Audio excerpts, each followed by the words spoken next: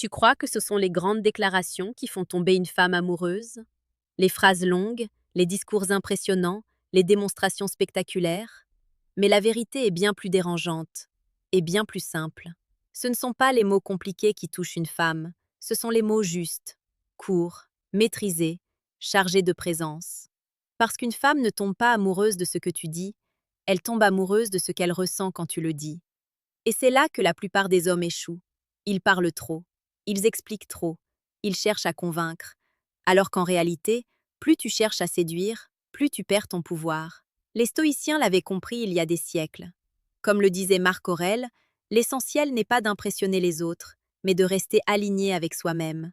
Et cet alignement se ressent immédiatement. Aujourd'hui, tu vas découvrir 5 mots, pas des phrases, pas des techniques compliquées, juste 5 mots, simples en apparence, mais qui, utilisés avec calme et maîtrise, peuvent créer une attraction profonde et presque magnétique. Pas parce qu'ils manipulent, mais parce qu'ils révèlent quelque chose de rare, un homme qui ne court pas après l'attention, mais qui la mérite. Le premier mot est souvent sous-estimé, et pourtant, il est d'une puissance silencieuse incroyable.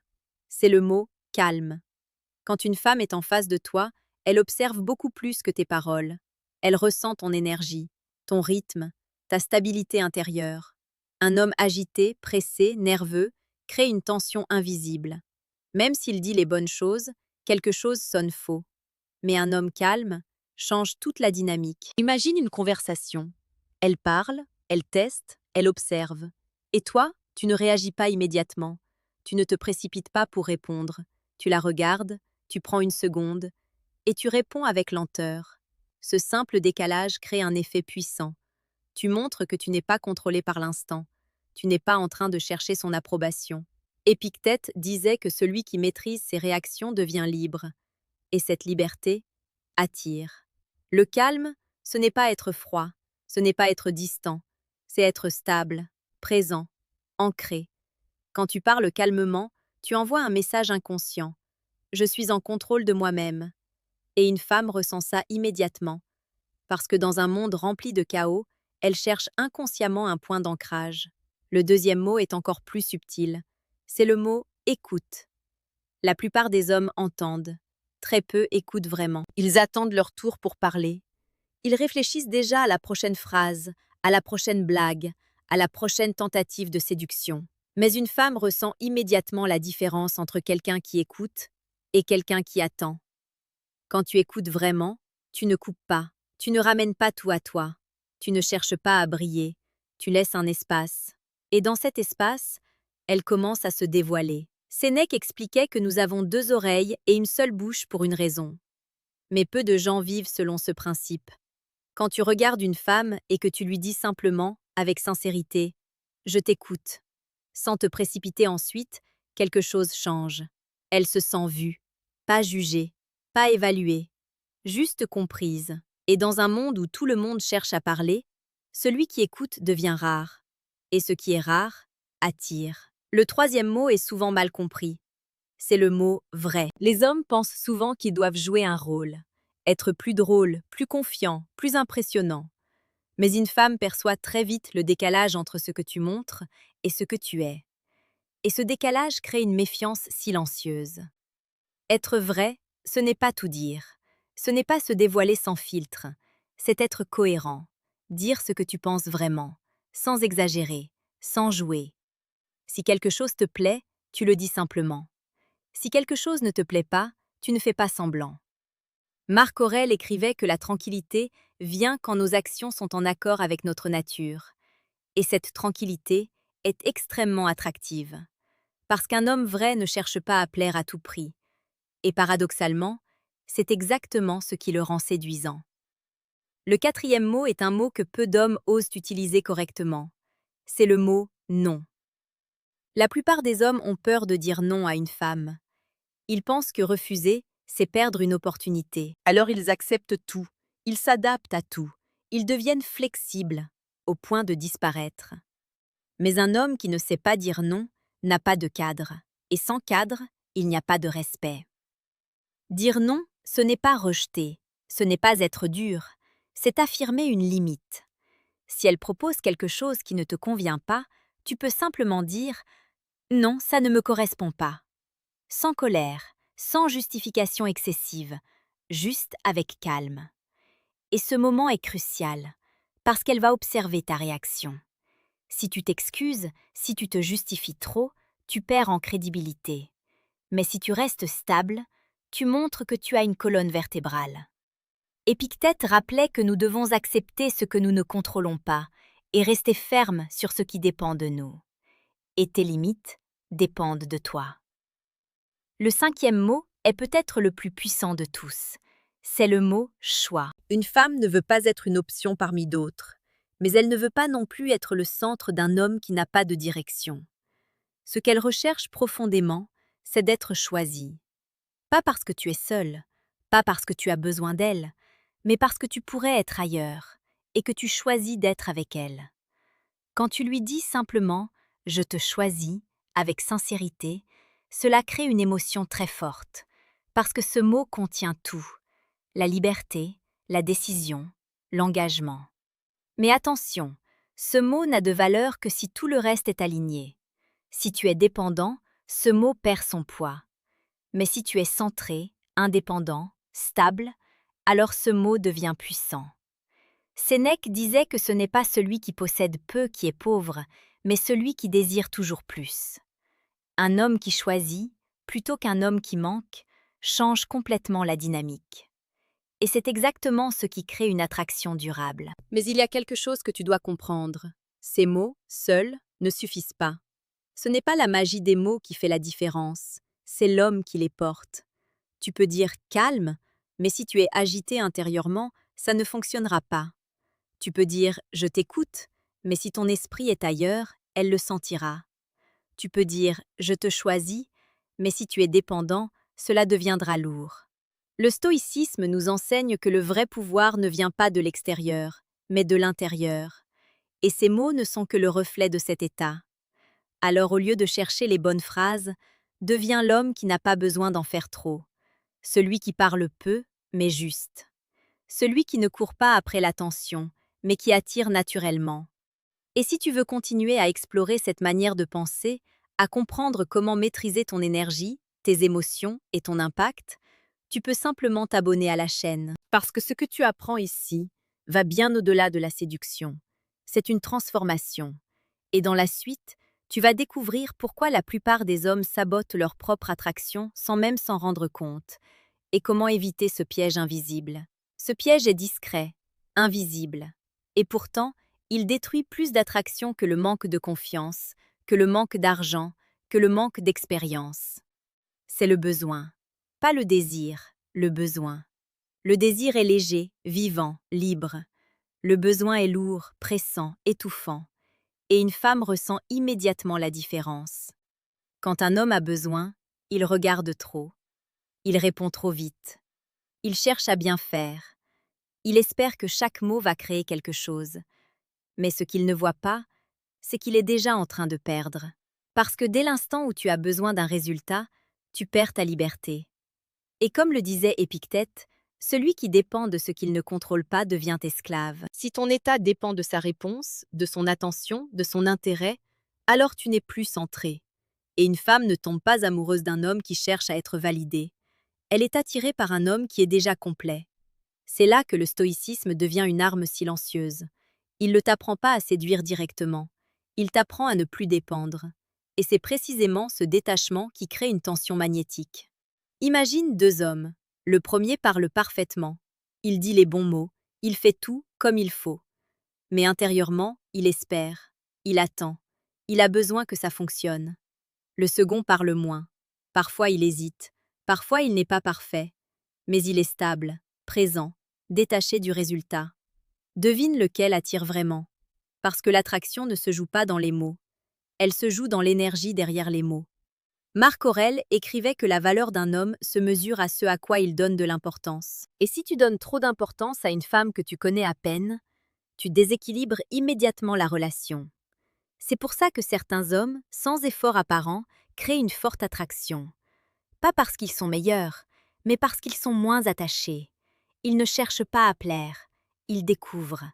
Ils ne cherchent pas à convaincre, ils observent. Il ne cherche pas à retenir, il laisse venir.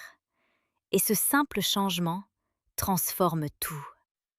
Parce qu'une femme ne veut pas sentir qu'elle est gagnée, elle veut sentir qu'elle peut être perdue. Pas dans un jeu toxique, mais dans une réalité claire. Tu as une vie, une direction, des standards. Et elle n'est pas au-dessus de tout ça. C'est ici que le mot non prend encore plus de sens. Ce n'est pas juste un mot, c'est une posture. Quand tu sais dire non, tu montres que tu n'as pas peur de perdre. Et celui qui n'a pas peur de perdre devient immédiatement plus attirant. Mais il y a un autre piège, encore plus subtil. C'est le besoin de contrôle. Beaucoup d'hommes veulent comprendre exactement ce qu'une femme pense, ce qu'elle ressent, ce qu'elle va faire.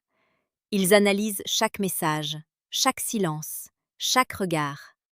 Mais ce qu'ils ne réalisent pas, c'est que ce besoin de comprendre est en réalité une peur déguisée, la peur de ne pas maîtriser. Sénèque disait que nous souffrons plus souvent dans notre imagination que dans la réalité. Et c'est exactement ce qui se passe ici. Tu imagines des scénarios, tu anticipes des problèmes, tu crées une tension qui n'existe même pas encore. Et pendant ce temps, tu perds ta présence. Or, la présence est l'un des éléments les plus puissants dans l'attraction. Être présent, c'est être là, complètement. Pas dans le futur, pas dans l'analyse, pas dans le doute, juste là. Quand une femme parle, tu es avec elle. Quand elle te regarde, tu es là. Sans calcul, sans stratégie. Et paradoxalement, c'est ce manque de stratégie visible qui crée le plus d'impact. Parce que la plupart des hommes sont dans leur tête. Très peu sont vraiment là. Et c'est pour ça que les 5 mots que tu as découverts ne sont pas des techniques. Ce sont des expressions naturelles d'un état intérieur. Le calme vient d'un esprit discipliné. L'écoute vient d'une vraie présence.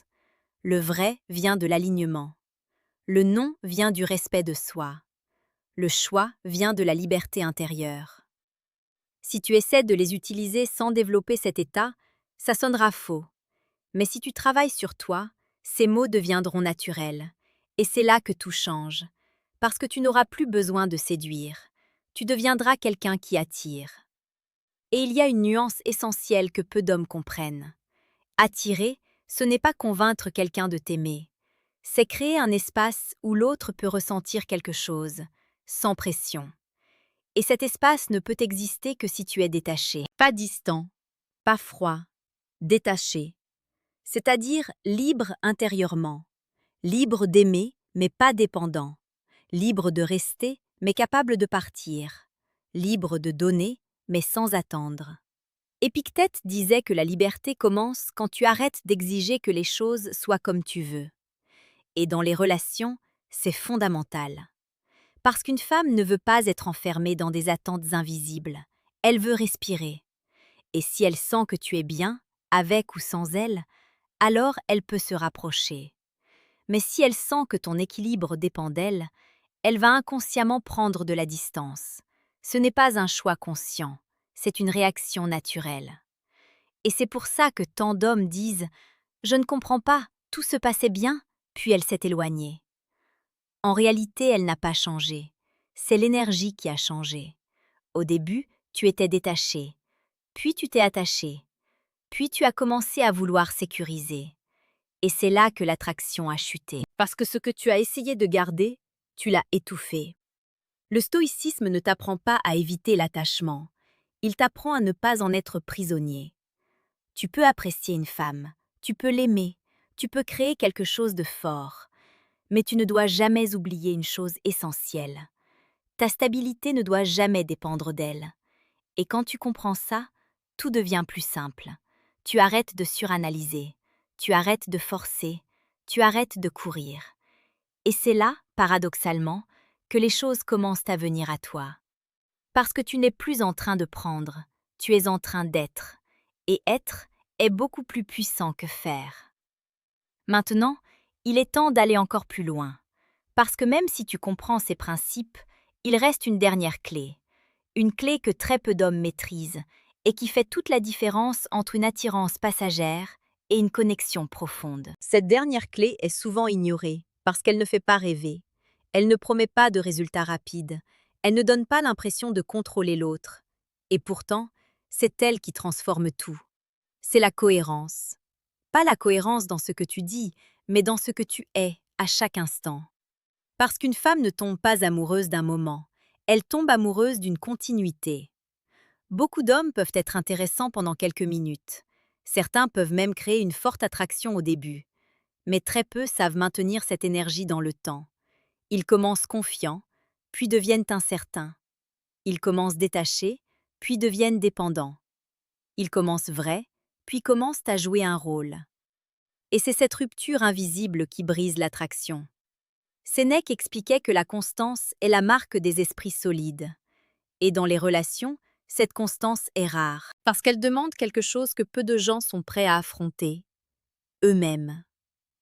Être cohérent, ce n'est pas être parfait, c'est rester fidèle à ton état intérieur, même quand les émotions montent, même quand elle répond moins, même quand elle devient distante, même quand le doute apparaît. C'est là que tout se joue, parce que la majorité des hommes changent précisément à ces moments-là. Ils deviennent plus insistants, plus présents, plus dans le contrôle. Et sans s'en rendre compte, ils détruisent ce qu'ils avaient construit. Marc Aurèle écrivait que l'âme prend la couleur de ses pensées. Si tes pensées deviennent instables, ton comportement suivra, et elle le ressentira, toujours. C'est pour ça que les 5 mots dont on a parlé ne doivent pas être utilisés comme des outils. Ils doivent devenir une extension naturelle de qui tu es. Quand tu es calme intérieurement, tu parles calmement. Quand tu es présent, tu écoutes vraiment. Quand tu es aligné, tu es vrai. Quand tu te respectes, tu sais dire non. Quand tu es libre, tu choisis. Et cette cohérence crée quelque chose de rare, la confiance. Pas la confiance que tu affiches, la confiance qu'elle ressent. Et cette confiance ne se construit pas avec des mots, elle se construit avec la répétition, encore et encore.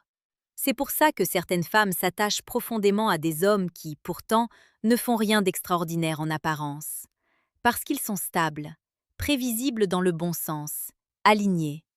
Et dans un monde où tout change vite, cette stabilité devient précieuse. Mais il y a une nuance importante. Être cohérent ne veut pas dire être rigide. Tu peux évoluer, tu peux t'adapter, tu peux apprendre, mais ton centre, lui, reste intact.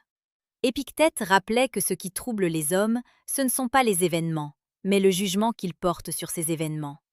Si ton jugement change constamment, tu deviens instable. Mais si tu développes une clarté intérieure, alors même dans le chaos, tu restes solide.